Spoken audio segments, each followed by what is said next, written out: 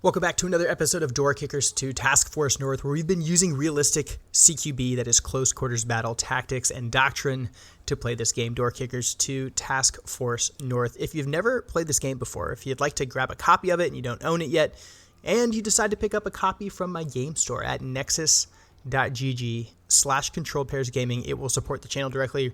Really grateful for each of you who choose to support the channel and grab a copy of the game in that way. I've also started sharing some new stuff over on Instagram, so if you don't follow me on Instagram, I invite you guys to do that. Been doing some shooting and things like that, and I'd love to have you guys over there hanging out. Today we're taking a look at a new level and a new update for this game. So Door Kickers has recently added a couple of new mechanics that I've really been looking forward to. They've added ballistic breaching, they've added thermal breaching, and they've added a suppression mechanic. I played a little bit in the random mission generator just to kind of see what it feels like, and the game feels really difficult. Like, it feels very hard, but in a kind of rewarding way. The suppression mechanic is very punishing, and you actually need to use the fundamentals, and you need to really focus on actually suppressing the enemy and maneuvering on the enemy, so you need to fix him before you maneuver on him to win the day, and I think we're going to feel that in this episode. This level is called Killing Time. It's the last level in the FNG's Welcome campaign. And it's a new level, and if we just look at it very quickly, you can see we've got what looks like a V-bid under construction. You can kind of tell that because it's got this makeshift armor welded to the front.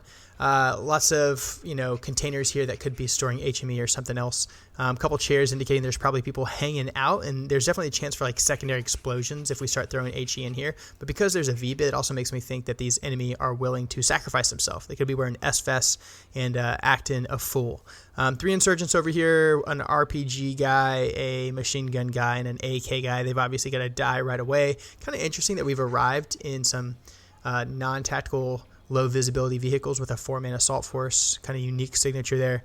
Looks like some fuel cans or weapon crates or something right there. Obviously an AK variant here on the table.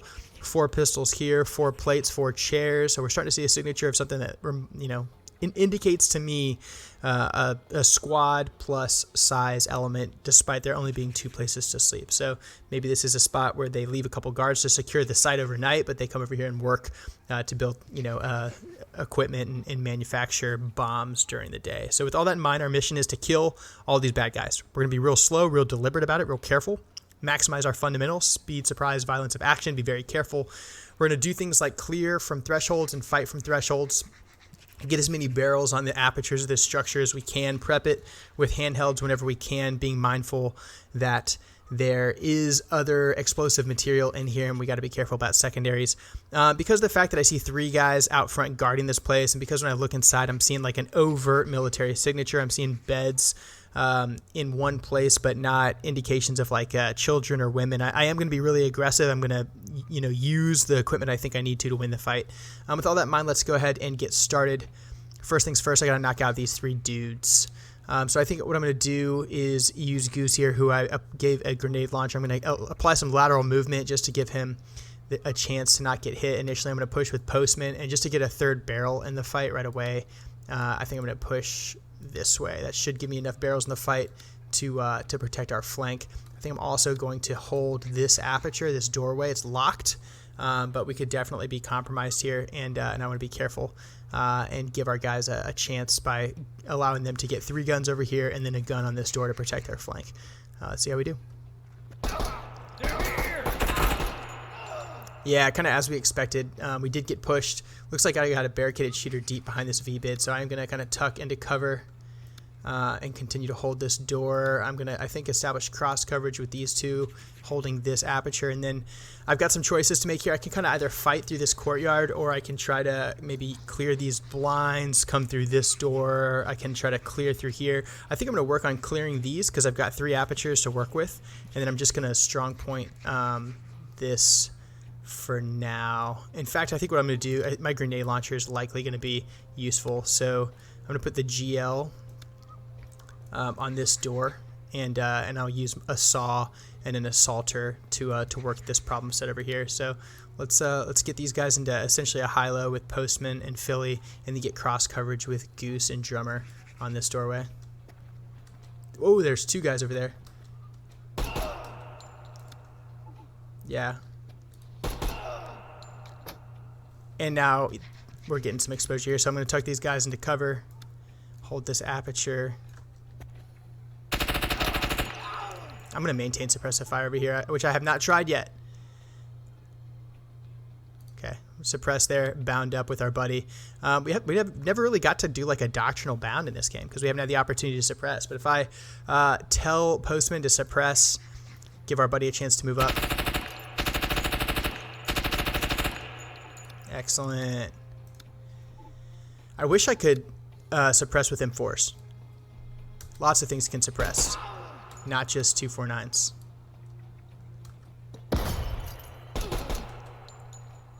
We're doing work over there on that other side too. Let's get, I'm gonna throw a bang here. There's always a chance I can knock down curtains with a bang and get this other aperture open. Seeing these windows. Yeah, only in door kickers, but I'm not complaining. All right, here's what let's do. Nice. All right, I'm gonna keep up suppressive fire through this aperture, give this dude a chance to bound to here on the double.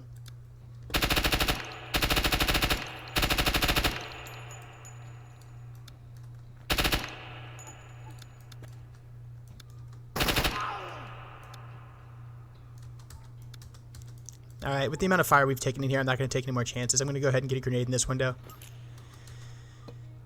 I'm going to get a grenade in here as well. Yeah, it's a tough angle, but I'll take it.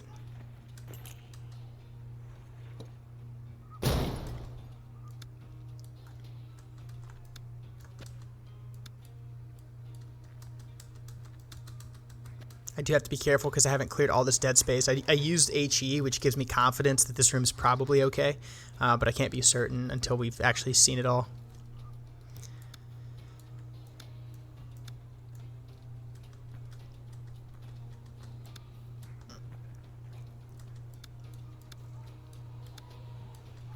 Okay, now I'm confident that there's nothing in here. What I think I do want to do, though, is I'll hold this doorway. In fact, I'll put the machine gun on this door, and these guys will swap. I'm going to get an assaulter in here. Because there's no reason for me to commit through this fatal funnel, which is absolutely, you know, my most likely avenue of approach. There could be guys hiding in these corners, even deep in here with barrels pointed right here. However, I've already cleared this entire room, so I can safely jump in this room and then establish another angle and just exploit the geometry to better my position. So we're going to do that. And now I can use this threshold to fight deep. And there's a tendency usually to like hug the wall right here. There's no reason to. Remember, my barrel cannot extend past this threshold, or that could compromise me to someone down here. Or someone like in one of these points of domination in these corners. But if I give it a little bit of space, I'm increasing the distance or the standoff, which gives me more reaction time and maneuver space, gives me a chance to better engage. Also gives me a chance to fight off of the corner here and give myself the best cover possible and tuck back into cover if I need it.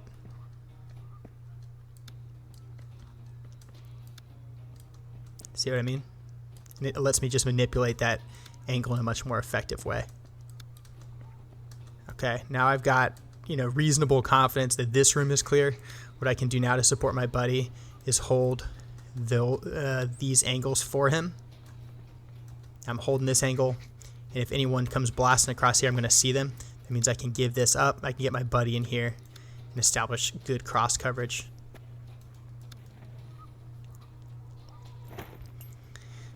And now we have a foothold in this structure, and I have the opportunity to reload. So we've got a 100-round saw left, so I'm not going to reload him. And actually, I've only fired 4 rounds of this M4, so we're actually doing okay. What I'm going to do is I'm going to throw a bang here. We're going to prioritize the clearance over here first, and then we'll push through the rest of this thing. I'm going to hold this threshold.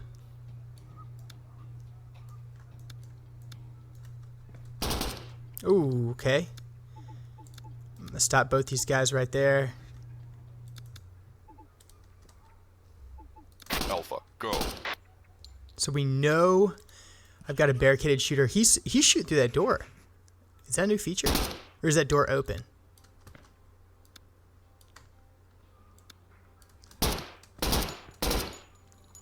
I can't tell.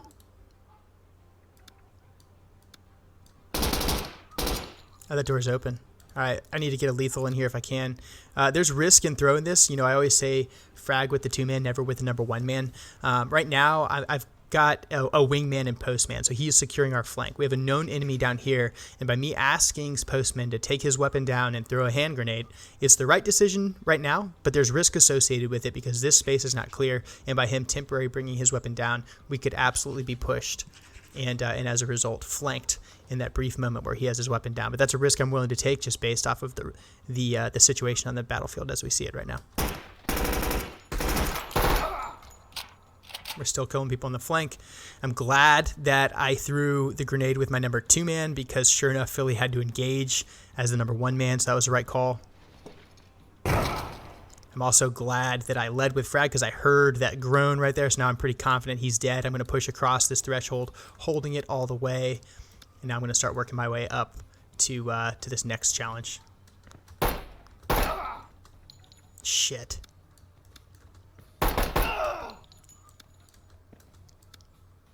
Okay, up here, again, I don't have a number. I don't have a number 2-man because I need to hold this flank security. So I'm gonna throw HE in here because that's the best way for me to clear. And we've just experienced so much hostile fire that it makes sense to lead with HE from this point. And now that I've gotten HE in there, I'm feeling pretty confident that it's clear. Most dangerous angles right here because it's going to be least affected by the blast in this corner. So I'm going to prioritize its clearance by holding this angle. Sure enough, it is clear. Reset our stack, hold the corner. All right, how are we doing on ammo? Still 111 round saw. I do need to mag change this M4 because it's at 50%, so I'm going to do that now.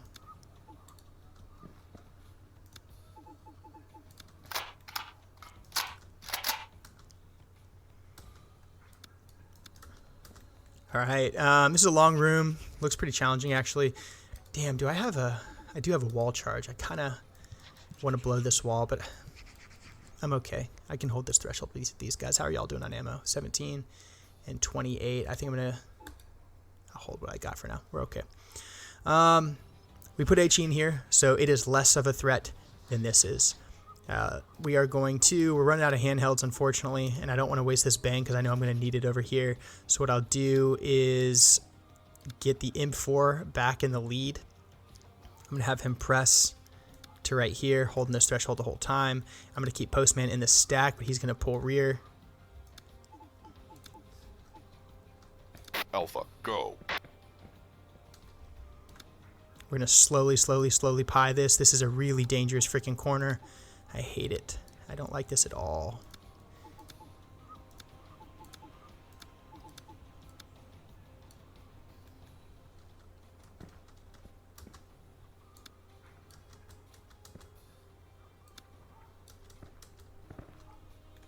All right, we are looking pretty good over here, surprisingly. We'll go ahead and tuck him into the corner here and here. Hold deep.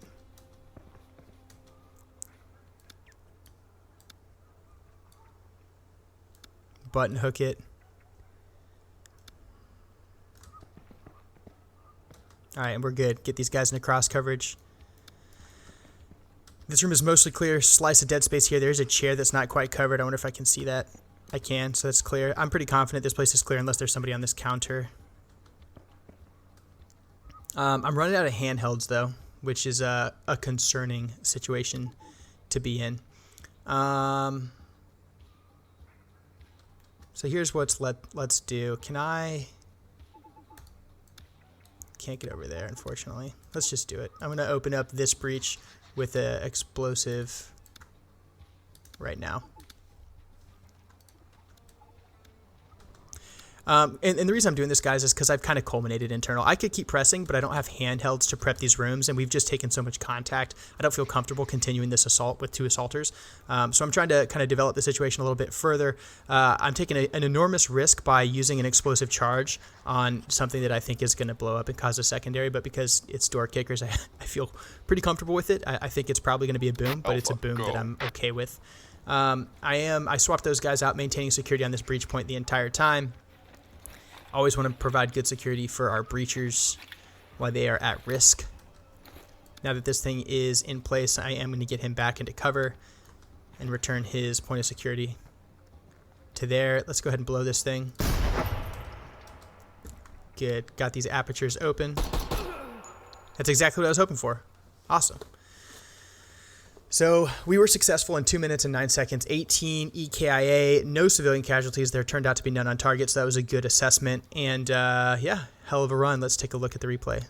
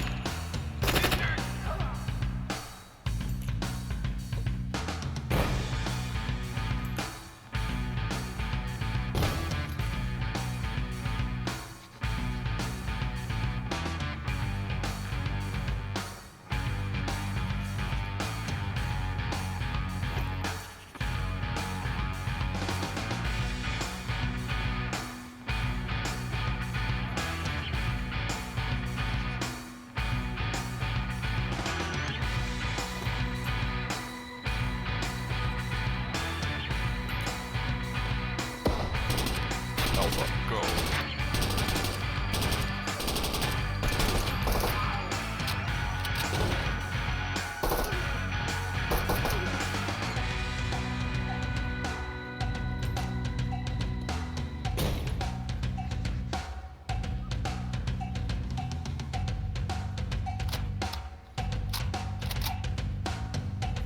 Alpha, go.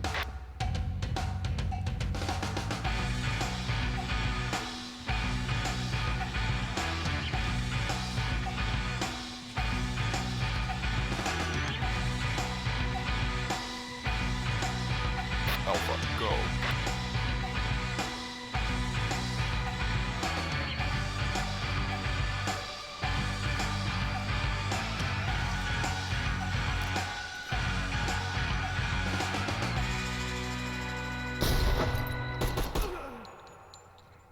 Really cinematic. Loving the new replay feature. Loving the new mechanics that are coming to Door Kickers. Remember, if you like this game, you don't own it yet, grab it from my game store, guys. Nexus.gg/controlledpairsgaming. I am Controlled Pairs, and I play the most immersive tactical shooters and combat sims in the world. This was Door Kickers 2 Task Force North, and I'll see you in the next one.